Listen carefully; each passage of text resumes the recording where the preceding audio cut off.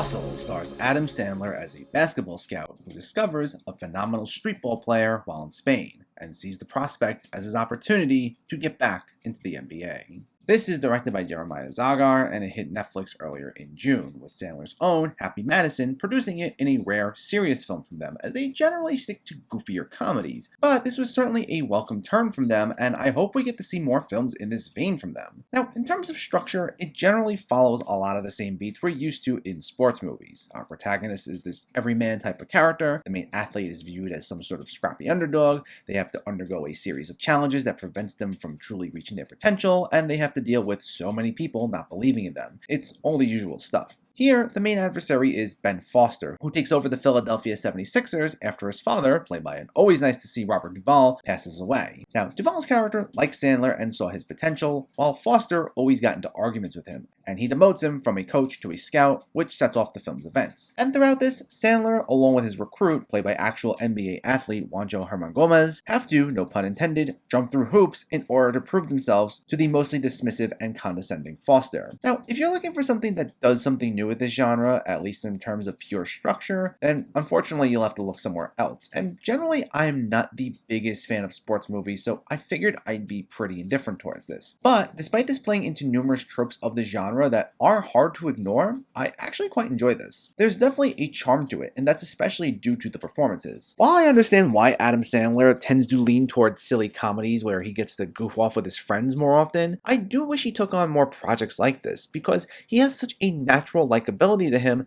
that allows him to exude such charisma in each of his more serious roles. He feels relatable through the good times and bad. When he gets to make a joke, it doesn't feel like a forced tangent. And when we see him trying to process bad news, the way he'll sit in silence and soak it all in will be so powerful, as his facial expressions convey exactly how we're supposed to feel perfectly. And it allows for more of an emotional impact during the sequences where we see him bonding with and trying to motivate Hernan Gomez's character, all done through some stylish, almost documentarian style direction from Zagar. And the great work by the cast all around made for some satisfyingly emotional moments that allowed the film to feel elevated beyond its many cliches, especially in the way it also managed to balance out its heavier dramatic moments with some well-timed jokes. Foster in particular made for an excellent antagonist, usually being passive-aggressive in his approach for much of the film, but still finding ways through that to show his open disdain for Sandler's character so that you really enjoy hating the guy. And while the conflict and the way our characters overcome it doesn't hit these wildly emotionally profound levels that cause me to love the film, it still felt satisfying. So overall, Hustle is a surprisingly solid film that once again shows that Adam Sandler should continue doing more serious material. While it's absolutely littered with sports cliches and doesn't reinvent the wheel in terms of its storytelling, it's made up for by a likable cast, especially Sandler himself, bringing a charm and sincerity to it that'll ultimately be hard to resist.